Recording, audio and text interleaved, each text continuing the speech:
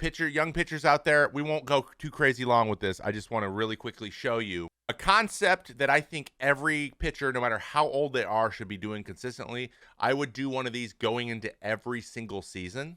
And when I do pitching lessons with kids, or when I talk to kids about pitching and they ask me about tips, like how do I, get better at throwing strikes, or how do I learn to, what to throw when, or how to read hitters, whatever.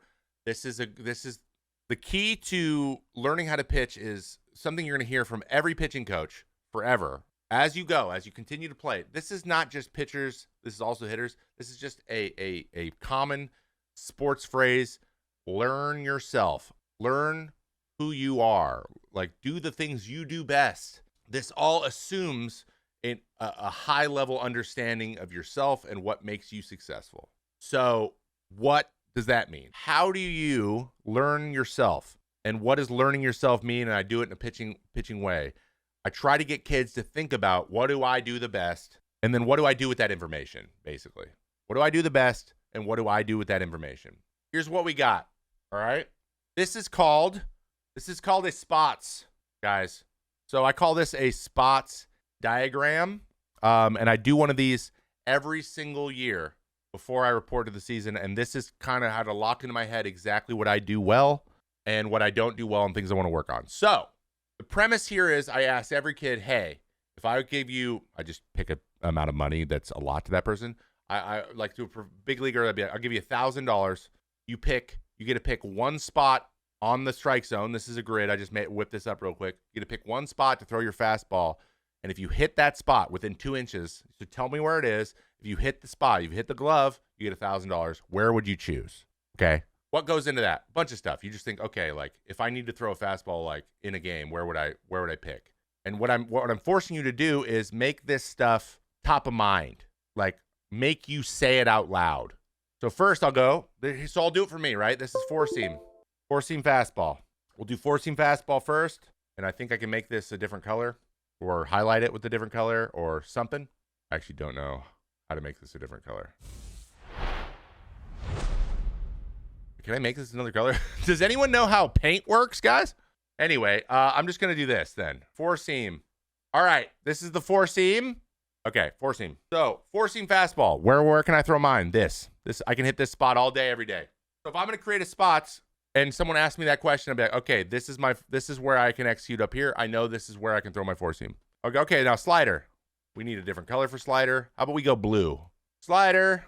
This is my gyro slider, so let's do this. This is where I wanted to throw this every single time. Slider. Changeup. Where can I throw the changeup? And I'll talk about these in a second. Changeup. Change. This is where I can throw my changeup every time. Boom. And then we'll go sweeper, which will be just like a lighter color blue. Sweeper. And I want the sweeper to be there. Okay? So imagine this is you are facing the mound, and these are where your pitches are going to go. So if someone asks me this question, this is what I do. I go, hey, here's where I want my clustering to be for the rest of the year. So this is how this works. When I make this, I think at the end of the year, if I go look at my Savant, I want my clusters of fastballs to be mostly in these spots. Now I go, okay, this is my top-down view, the biggest, widest range of pitches I can come up with. This is me understanding where all of my pitches are going to go and how to throw them. Then I determine tunnels, okay? So if I'm throwing fastballs, for example, if I'm throwing fastballs here constantly, my changeups are going to end up, my changeups will be here, my sliders will be here, and my sweepers will be about here, right? Does that give me all of the spots that I can hit? Generally, yeah. In reality, this is probably where my target should be, because every pitch I throw will be in the zone, generally where I want it to be. If I need a strike and I need a target, this is that target. So then I'd have Shea set up here every freaking time and throw every pitch off of it. And that's what happened. Does this flip depending on batters lefty or righty? So that's the next step, KBT. But the first thing we want to know is, where can you throw these pitches? Okay? Where can you throw these pitches? Where can you throw these pitches? Then you take this and you say, where do you want to throw the pitches? Like I just did. So you go, where can I throw them? How does that line up for where I want to throw them? Is there anything I need to adjust that way? Meaning, like, I throw my fastball up and in a lot. Do I want to throw my fastball in up a lot, or is that something I need to fix? And I do that for each pitch. So I go, okay, how am I feeling about these options, and do they work well together? If the answer to that stuff is yes, I take this sheet with me into the season, and I start with this as my template for how I'm going to determine what I'm going to throw to people. So I go based on these are my strengths, and then I go take this idea and go figure out what the weaknesses are. So if a kid is 10, if a kid is 18, if a kid is 20, they should be doing what are my strengths spots diagrams before every single every single season to lock in. These are my strengths right now. Right now, these are my strengths. And every time one of those things changes, update it. So if you want to purposely miss the strike zone, what do you change?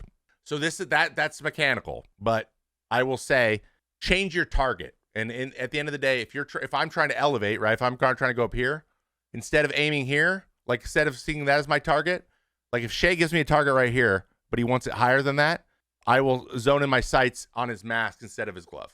So if I'm usually here, if this is my first choice usually, I'll make this, I'll adjust it to that to get it above here, and then it should land up here, right? Prime example. This is the gyro slider. I want that to be below the zone. I want the sweeper to go off the plate. I want the changeup to go down and in. You notice I want the fastball to go up. If I'm trying to go fastball over here, I want it to go up. You notice where all these arrows are painting? These are how these pitches move. If these are the spots I'm going for, all of the misses will be away from the middle as opposed to towards the middle. So all of these are if I'm in the zone, great. That is an A. That is plan A. Plan B is I throw it's out of the zone and it won't hurt me. Now, will that create more walks? Generally, yes. But you'll also give up less contact. So that's your trade-off. And this is just how I thought. Your goal here when you're a kid is to figure out what you want, how your pitches move. And how do you figure out your pitches move? We'll talk about that another day. This is a spots diagram. Highly recommend doing it. And on the flip side, what I would do is take another one of these after I pitched and go through each pitch because I can remember what my targets were based on this. Like I'm like, I tried to go up in there. Did I hit up and in? Cool. Give myself a point. And I'll give myself a rating for how well I commanded that day based on this. Boom. All right. LOL, you found MS Paint. I did. It was free.